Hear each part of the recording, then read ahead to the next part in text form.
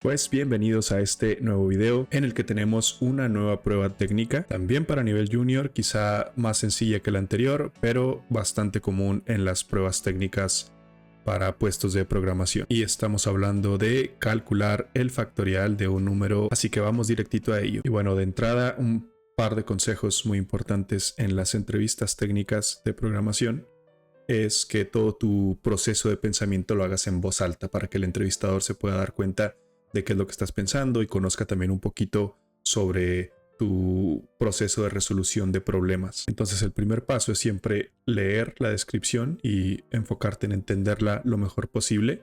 A lo mejor estás familiarizado con el problema de calcular el factorial de un número, pero si no fuera así, entonces aún más importante que lo leas con detenimiento.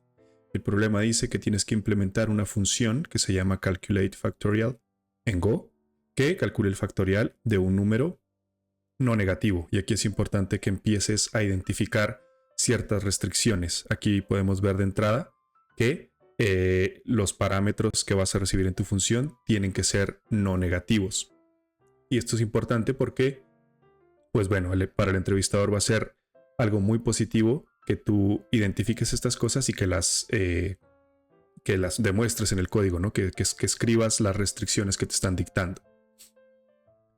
Y luego procede a explicarnos lo que es el factorial. El factorial de un número no negativo, n, es el producto de todos los enteros positivos menores o iguales a n, al parámetro que estamos recibiendo. E incluso nos incluye aquí algunos ejemplos, ¿no? El factorial de 5, que esta es la notación del factorial 5 y el signo de admiración, es igual a, tal como lo dice la descripción, la multiplicación o el producto de todos los números menores o iguales a n, en este caso 5, hasta 1, ¿no? Que es el último número positivo. Entonces, para calcular el factorial de 5, pues hay que multiplicar 5 por 4, por 3, por 2, por 1, y eso nos da un total de 120. Luego me voy a brincar a este caso de abajo, que es el factorial de 3.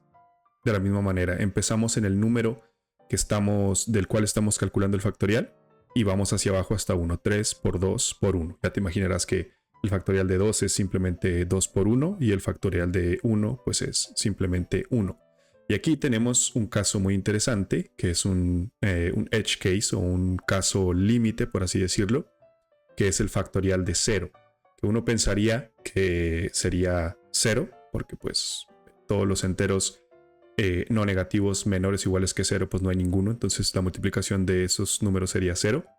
Pero hay un detalle ahí con el factorial de 0 que por convención matemática es siempre igual a 1. No me pregunten a mí, es una convención matemática, simplemente tenemos que saber que el factorial de 0 es igual a 1. Luego tenemos las restricciones de una forma un poquito más oficial, la misma que nos habían dicho acá, nos la repiten aquí. El entero n que vas a recibir como parámetro es un entero no negativo mayor o igual que 0 y menor o igual que 10. Bueno, para este caso en particular, esos son los límites que nos dictaron. Y por último, ya en main tenemos la impresión del resultado de mandar a llamar nuestra función las mismas 3 veces de los ejemplos para 5, 0 y 3 y pretenderíamos retornar 121 y 6 respectivamente.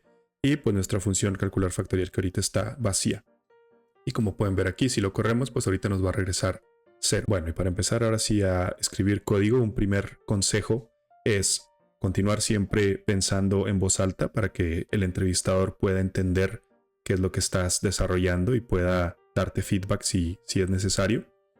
Y bueno, ya en términos de la función, tanto en las entrevistas de programación como en la vida profesional de un desarrollador, es muy importante que todas tus funciones validen los parámetros que recibes, ¿no? Entonces aquí específicamente nos están dando una serie de restricciones que pues tenemos que validar. Entonces, en este caso, yo la validaría primero hacia el límite hacia 0, es decir, diría si n es menor que 0, entonces pues haría algo, ¿no? Que en este caso simplemente podemos decir log println y luego imprimir factorial not defined for negative numbers, ¿sí?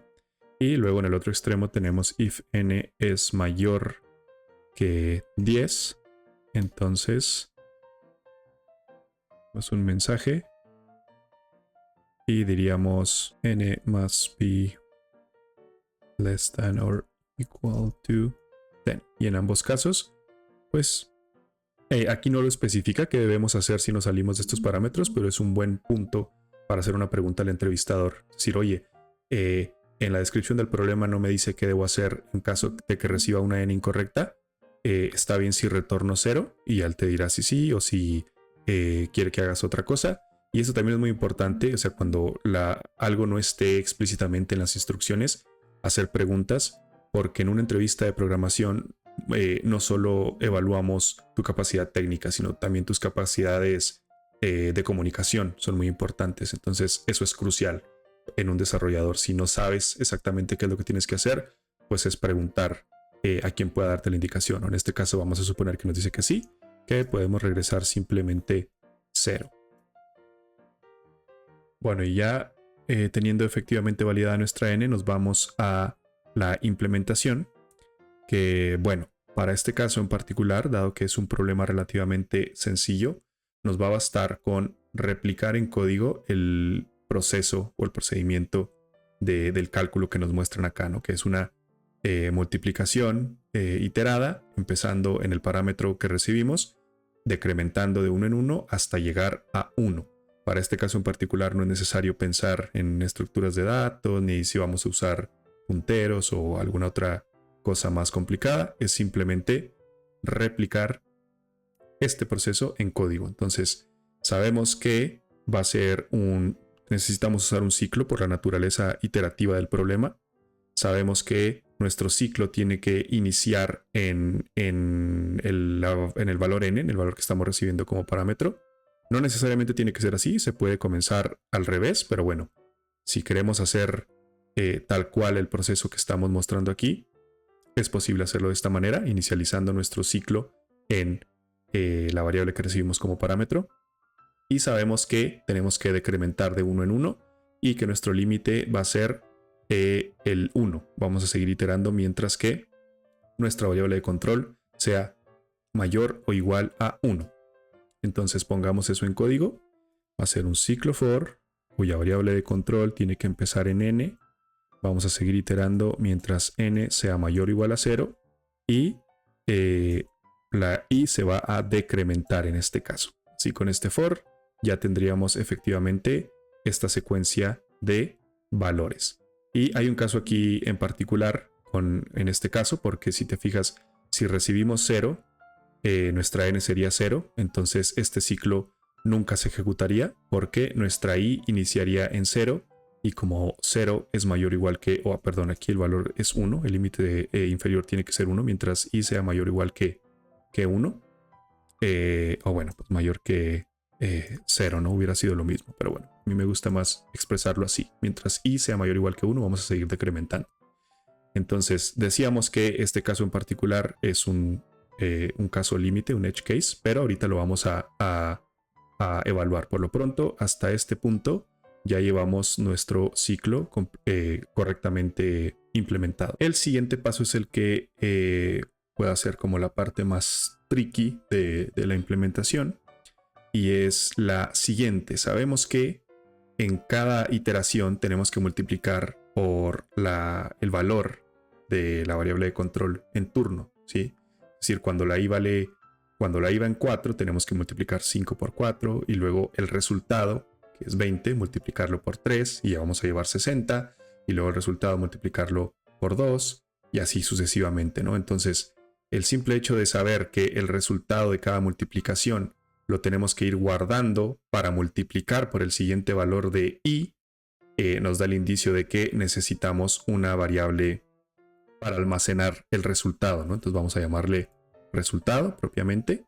Entonces ese resultado, en este caso, por ejemplo, imagínate cuando i vale 4, cuando vamos aquí, el resultado sería igual a 5 por 4, ¿verdad? Es decir, igual a 20. Y luego en la siguiente iteración, ahora tendríamos que multiplicar 20 por 3, ¿sí? Entonces, lo que estamos multiplicando es el valor que ya teníamos previamente en resultado por el nuevo valor de i. Entonces esto lo podemos sustituir a decir resultado es igual a resultado por la i en turno. Y eso es propiamente lo que vamos a hacer acá. Nuestro resultado es igual al resultado anterior multiplicado por la i en turno. Pero aquí es donde nos queda el detalle interesante. Normalmente cuando declaramos variables cuyo objetivo es que van a contener una sumatoria o un valor, las inicializamos en 0 porque pues, es el valor 0 de las variables, ¿no? El valor inicial. Inicializarlo con algún otro valor pues parecería incorrecto. Pero ¿qué pasa? Que la primer multiplicación en cada uno de los casos de uso, en esa primer multiplicación vamos a multiplicar el valor inicial de resultado. Voy a ponerlo acá arriba. Resulta es igual a 0. Entonces imagínate, cuando la i vale 5, ¿qué va a pasar aquí? Resultado es igual a resultado, que es 0, por 5. Entonces esto va a ser igual a 0. Y luego en la siguiente iteración, cuando la i vale 4, ¿qué es lo que está guardado en resultado? Todavía un 0. 0 por 4 es 0. Entonces, si nuestra variable para almacenar el resultado la inicializamos en 0, pues va a pasar, aquí simplemente nos faltaría retornar el resultado de nuestra función. Guardamos, corremos y tarán, nos genera puros ceros, ¿sí? Porque nuestra variable inicial es 0. Entonces, otro consejo de entrevistas aquí: si esto te sucede en la implementación, no hay que caer en pánico, es normal equivocarse y rara vez la implementación te va a salir a la primera. Entonces, y muy importante, y esto es como algo muy motivante para quien está haciendo una entrevista, creo que el que encuentres un error durante la entrevista es de las mejores cosas que te puede pasar, porque te da la oportunidad de demostrarle al entrevistador cómo resuelves los problemas, tu proceso de resolución de problemas, lo cual es de mucho valor para alguien que está entrevistando a un prospecto. Entonces aquí pues simplemente no perder la calma, ver qué es lo que está pasando, y una vez que haces la prueba de escritorio, que eso también es importantísimo, que hagas pruebas de escritorio si te atoras o para clarificar el problema. Entonces aquí está claro, ¿no? Ya lo habíamos hecho anteriormente. El resultado lo inicializamos en 0, entonces la primera vez resultado va a ser igual a 0, lo multiplicas por 5, que es el primer valor de i, pues te va a dar 0. Entonces la pregunta es, el detalle es, inicializar resultado en 0 es un error porque me está dando puros ceros. Entonces, ¿en qué lo debo inicializar? ¿Cuál es un número o cuál es el único número que al multiplicarlo por cualquier otro número me va a dar ese mismo número? Pues la respuesta es claramente el valor 1. Entonces con eso lo que pasaría es que en la primera iteración, cuando i vale 5, estaríamos multiplicando 1 por 5 y almacenaríamos 5 en resultado, ¿sí? En la siguiente iteración i valdría 4, entonces estaríamos multiplicando 5 por 4 igual a 20 y ahora almacenaríamos 20. Y si te fijas, pues ya nos iríamos con el caso, con el cómputo correcto. Entonces nos vamos para acá, inicializamos en 1, guardamos, volvemos a correr y ahora sí vamos a tener los resultados que esperábamos: 120, 1 y 6. Y te preguntarás entonces qué pasa con el edge case, porque fue fortuna que nos diera el resultado correcto, porque a lo mejor en un principio podríamos pensar que aquí habría que hacer un cálculo distinto o alguna cosa así, pero pues bueno, también esa es como una recomendación. A veces los casos límites, los edge cases, nos pueden distraer mucho del problema inicial. Aquí pudimos haber pensado que íbamos a tener que hacer una lógica distinta o algo así, pero mi recomendación es ir directamente a resolver el 80% del problema y luego ya enfocarte en los edge cases, ¿no? Si es que te da el tiempo, porque sería peor que se te vaya el tiempo en pensar cómo resolver el factorial de 0, porque es un caso raro, y que no termines de resolver el problema.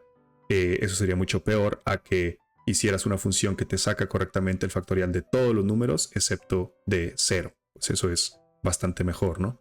Pero pues aquí, si seguimos el flujo del código, imagínate cuando n vale 0, va a pasar nuestras validaciones, luego resultado es igual a 1, como n es igual a 0, aquí la i se inicializaría en 0, pero como nuestra condición es que este ciclo se va a ejecutar mientras i sea mayor o igual a 1, y en este caso es igual a 0, pues nunca entraría este ciclo.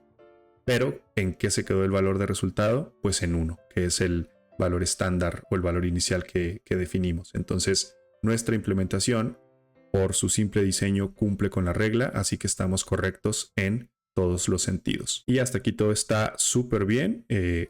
Nuestro entrevistador tendría que estar bastante contento con nuestra implementación, pero pudiera ser el caso de que tu entrevistador te dijera que ahora quiere que lo implementes de alguna otra forma, ¿no? Que explícitamente te lo diga de qué forma quiere que lo implementes o no. Pero hay otra alternativa para este tipo de funciones, o tu entrevistador te podría decir explícitamente que la implementes usando recursividad para probar que conozcas cuál es el concepto de recursividad.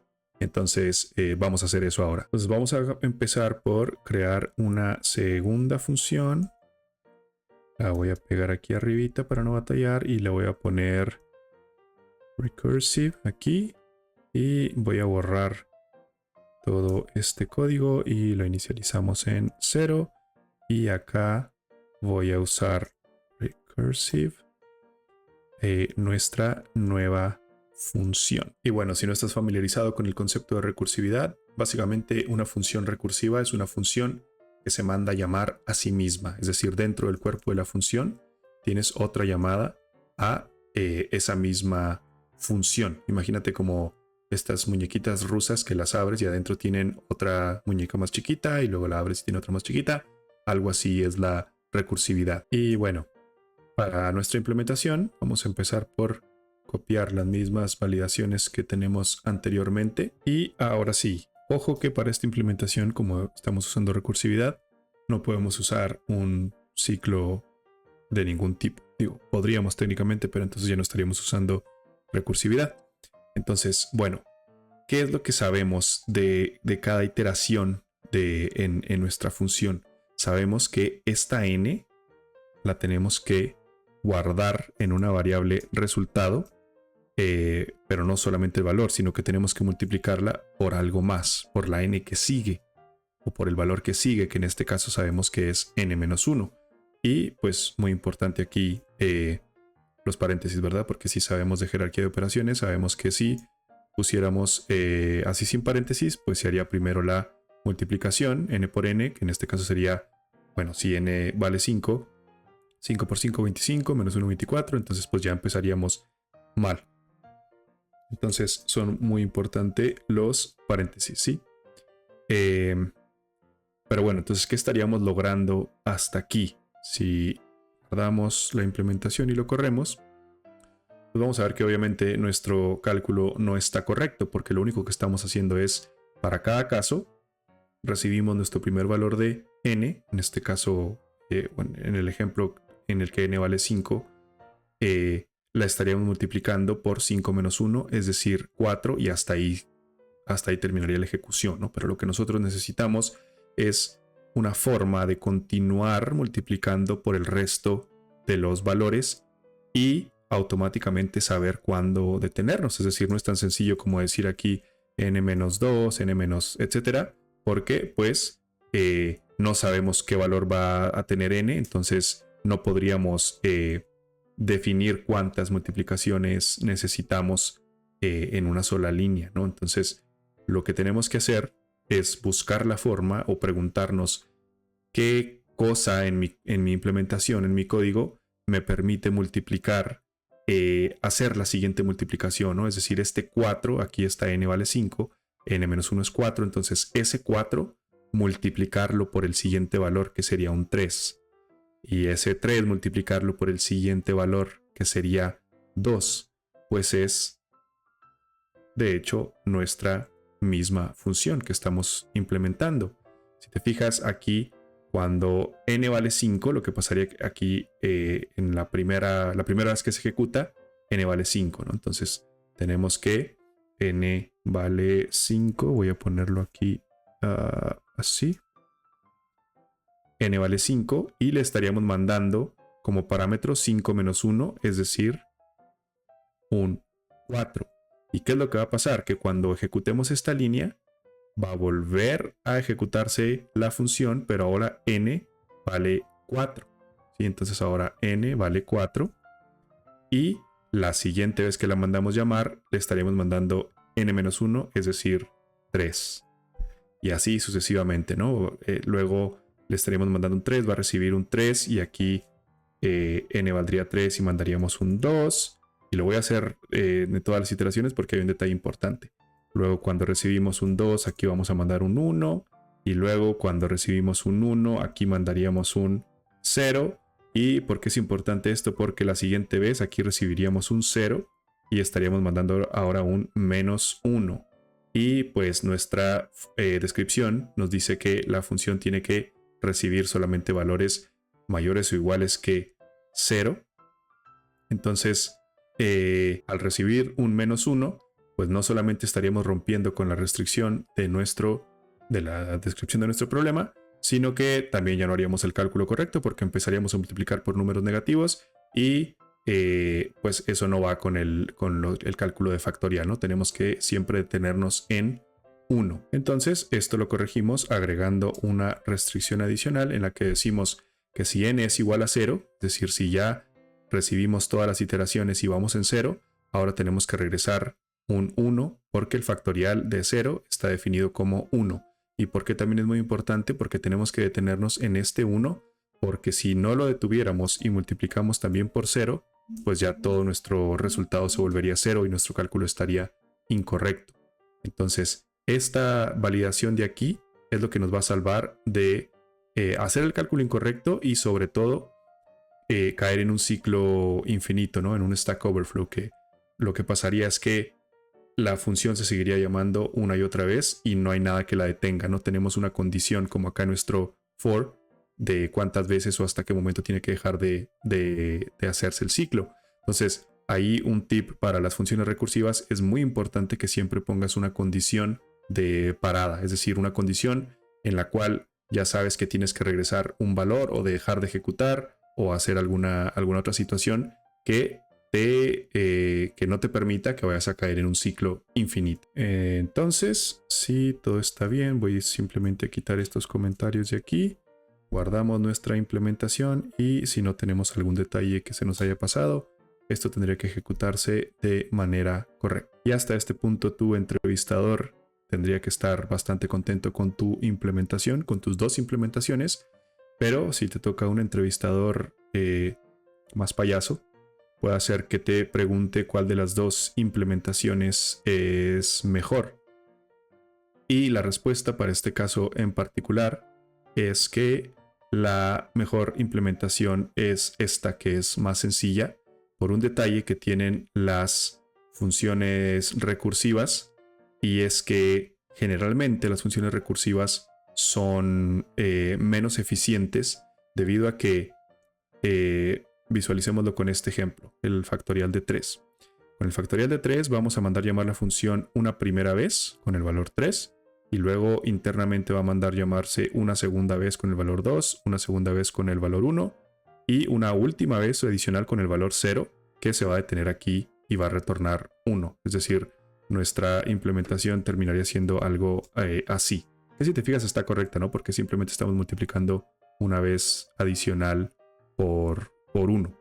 Entonces, pues bueno, de entrada hay una multiplicación adicional ahí, que no es el mayor de los problemas. El mayor de los problemas es que por cada vez que tú mandas llamar una función, Go y la mayoría de los lenguajes de programación internamente va a apartar un espacio de memoria nuevo para crear las variables y todo lo que necesite esa función. Es decir, por cada una de las 4 veces que se ejecuta la función, estarías creando una nueva variable n, una nueva variable resultado y pues bueno, algunos datos adicionales que necesita Go internamente para correr una función, ¿no? ¿Cuál es el nombre de la función? ¿En qué punto está de su ejecución? Etcétera, etcétera. Entonces, para este caso en particular, no hay tanta diferencia. Si hacemos un benchmark de estas dos funciones, creo que va a dar valores muy similares, pero si tu función implementa más cosas o llamadas a una base de datos o cosas así, el performance de las funciones recursivas siempre tiende a ser mucho peor que el de las funciones que no tienen recursividad, que simplemente tienen un ciclo o algo más lineal. Entonces te preguntarás cuándo son necesarias las funciones recursivas. Pues más bien cuando la naturaleza de tu problema sí es recursivo. Por ejemplo, imagínate que haces una función para deserializar valores en un objeto JSON cuya estructura no conoces, ¿no? Tú nada más sabes que es una estructura que tiene llaves y que adentro tienes objetos que pueden ser enteros, strings o pueden ser otros objetos que a su vez tienen llaves adentro y que pueden tener más objetos adentro y tú no sabes cuántos niveles de nesting o de anidación va a tener tu JSON. Ahí sí es un problema recursivo que necesita sí o sí usar recursividad, porque a lo mejor la primera función te va a permitir sacar las llaves del primer nivel del JSON y luego cuando te encuentras con un objeto, con un JSON anidado, tienes que mandar llamar otra vez la función para deserializar, mandándole ese JSON más chiquito, porque no sabes si ese JSON más chiquito va a tener otros JSONs más chiquitos adentro y no sabes cuál es el último nivel, ¿no? Entonces, en ese caso, sí o sí tendrías que usar recursividad, independientemente de que no sea lo más eficiente. Y hasta aquí vamos a dejar este video. Como te diste cuenta, incluso en problemas relativamente sencillos, pues hay mucha tela de donde cortar, muchos detalles que pueden salir y muchas cosas que aprender y muchas cosas que te pueden ayudar en una entrevista. De aquí sacamos muchos consejos. Vamos a continuar subiendo más ejemplos, incrementando poco a poco la dificultad. Por lo pronto, como siempre, agradecemos mucho tu tiempo y tu atención. Te deseamos todo el éxito del mundo en lo que sea que emprendas y en tu vida en general. Y feliz programación. Cambio y fuera.